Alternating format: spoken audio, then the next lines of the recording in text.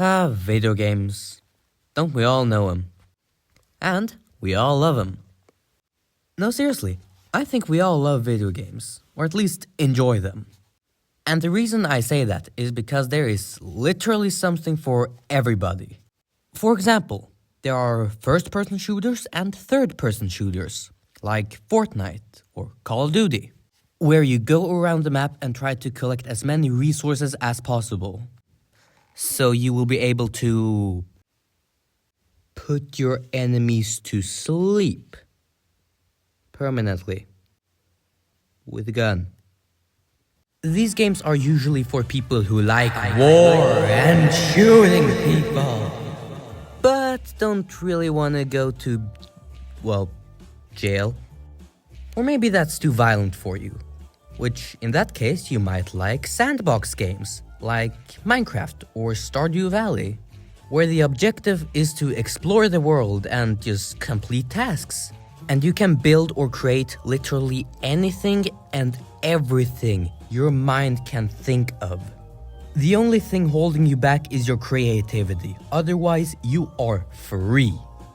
These games are usually for people who don't want to rush things and just want to take it easy or take it slow, you know? Just come home from work and or school, sit by the computer and just build a dirt hut. Or an enormous mansion if you're skilled enough. Couldn't be me, I am too uncreative. But what if that's too boring for you? Maybe you wanna get spooked. Get scared maybe, huh? Well, may I interest you in horror games? Like Five Nights at Freddy's or Silent Hill 2, where the main objective of the game, not your objective, the game's objective, is to scare you, no matter what. With a jump scare, with the creepy environment, somehow you are gonna get scared. These games are for people who are just immune to jump scares. Hello, that's me. Or people who love, and I mean love, creepy and scary environments. Hello, that's me again, hi. Now, these aren't all different types of games, obviously, since there are literally tens of thousands of types of video games. But in this video, I will be covering, well, not all of them, again, obviously, but I will be telling you about some of my personal favorite types of games. Starting off with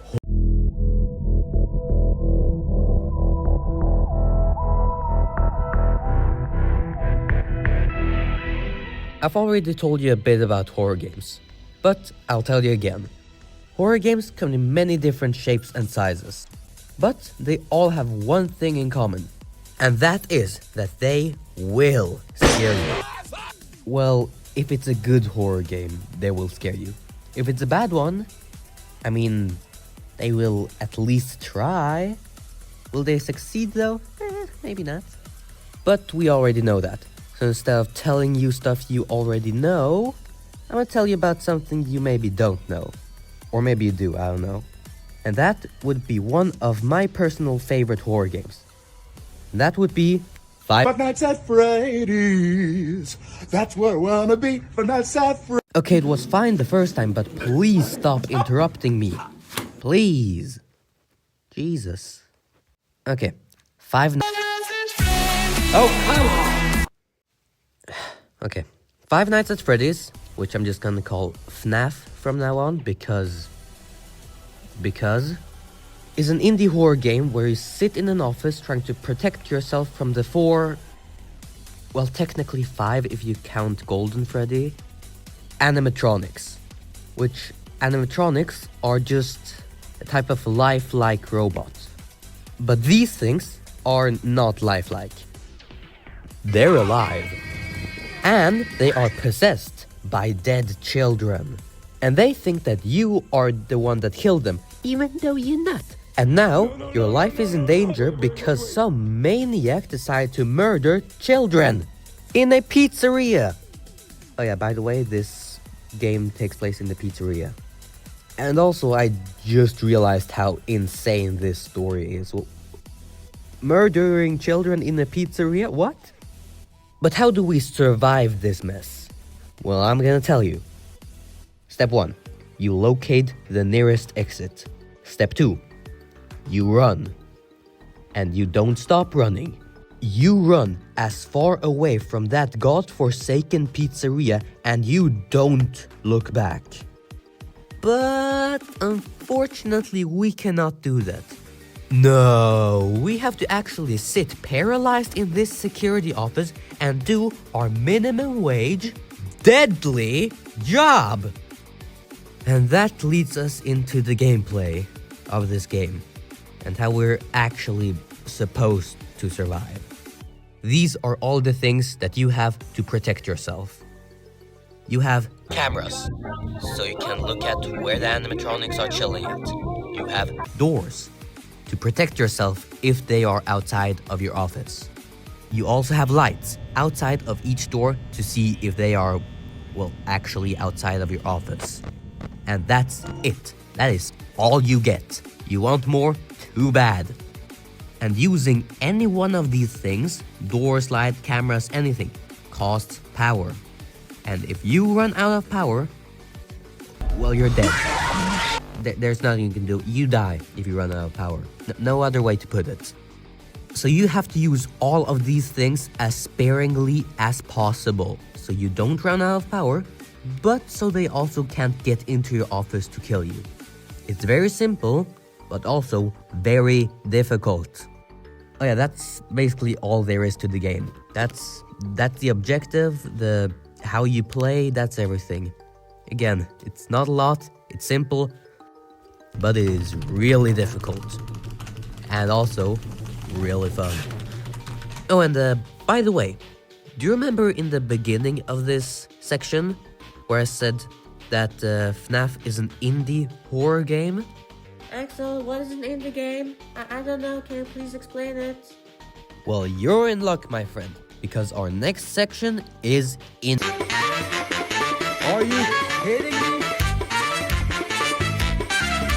Okay, this is gonna be a really short section, so if you really like indie games, sucks to be you.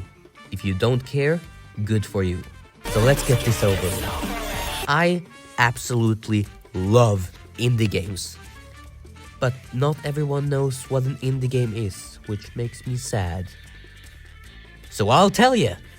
Indie games are a type of game that were just made by one person or just a small group of people.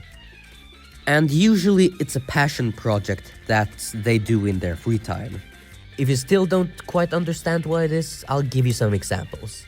Five Nights at Freddy's is an indie game because it was made by one person, Scott Cawthon.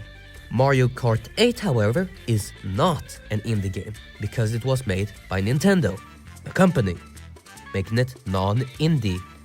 Stardew Valley is an indie game because it was made by one person, Concerned Ape.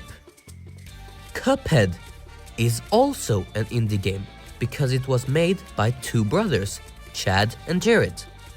Fortnite is not an indie game because it was made by Epic Games, making it non-indie. So indie games are games that were made by just individuals, and non-indie games are made by quote-unquote companies, if you know what I mean. And also, since indie games aren't really a game genre, it can be mixed with other stuff. For example, FNAF is an indie horror game. Stardew Valley is an indie sandbox game. Class of 09 is an indie visual novel. Hollow Knight is an indie platform. Wait. What did I just say? Class of 09 is an indie... What now? Visual novel. Well, guess what our next section is? I'm not gonna say it, because the moment I try to say it, I'm just gonna get cut off again. What did I tell you?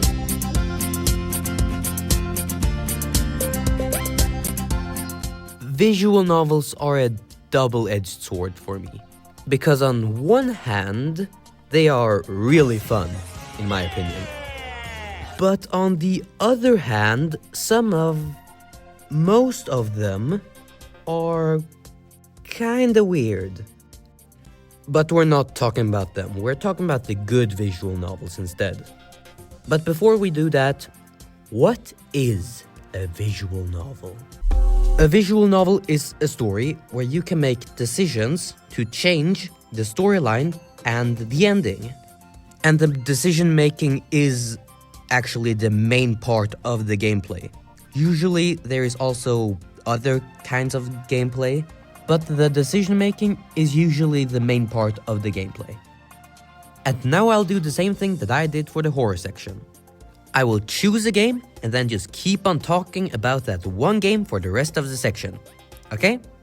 Okay. Please don't cut me off again. Class of 09. Wait, I didn't get cut off again?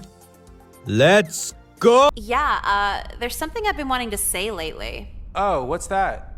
The N-word. Why? Okay, this is probably the worst game I could have chosen to explain visual novels with, because this game makes fun of anime, visual novels, and just games in general very often. By the way, this video game is a visual novel in the art style of anime. But ignoring that, what is this game even about?